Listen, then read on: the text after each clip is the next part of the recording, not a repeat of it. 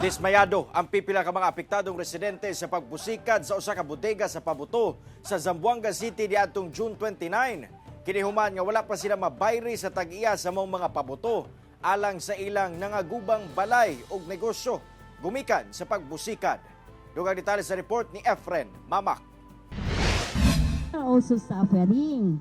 Nagpahungaw sa ilang gibati kini mga residente ngadto sa Legal Council sa tag-iya sa bodega sa Pabuto nga mibusikad niadtong June 29 sa Marquez Drive, Barangay Tituan, Zamboanga City. Kini ato sa ilang gipahigayong dialogo adlawng Biyernes, July 12. Sumala nila, nangaguba ang ilang kabalayan og negosyo gumikan sa kusog nga impact sa maong pagbusikad. Gani, 5 ang natalang patay ug kapin 30 ang samdan. Pangutana sa mga residente kung kanus-a sila mabayran sa tag-iya aron masugdan na nila og repair ang ilang balay. Kailan ba kami mababayaran? I mean, wag namang paabutin ng 1 taon. Otherwise, we will bring it to court. Ang negosyante nga si Sharon Yu, wala na nasalba sa iyang mga food and pastry raw materials nga anaa sa iyang bodega nga tapad lang sa mibuto nga bodega. Until now, sir, hindi kami pwede kita diamon mga kosa-kosa alak. Maskin era, maskin partial stedes pwede dali, kunal mga hente ta espera kung stedes aquí. Mas beno era, diba? Alang sa residente nga si Marlon Tiu, dako na kuno siya og gastos sanglit kasamtangan kini nagpuyo sa usa ka hotel human nga maguba sabang iyang balay gumikan sa pagbusikad.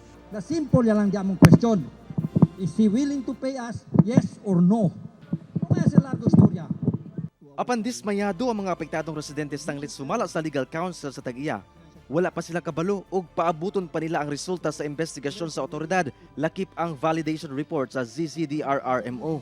The timeline, even as I cannot fully or tell you kung kailan, to be honest, ma'am, no? Bakit? Kasi we ourselves do not have the document on how we can address your matters, your issues. Like we said, we are all dependent and in full cooperation with the investigations that are ongoing. Matod sa ZZDRRMO, gikan 79, misaka na sa 91 ang ihap sa kabalayan og negosyo nga naapektuhan sa maong pagbusikad. Posible sab nga mulampas sa 62.5 million pesos ang estimated cost of damage. The Ardena report that one we're preparing as a team will have to be submitted to the Office of Civil Defense and the DILG because they will also have to look into what was really the ultimate cause, who are responsible, who will be held accountable, and of course, how can the affected communities be compensated. Nakatagdang magatubang pagbalik ang mga apektadong residente lakip ang Legal Council sa tag-iya karong semanaha. Kauban si Sim Romero sa kamera. Ako si Efren Mamak. Para sa One Mindanao.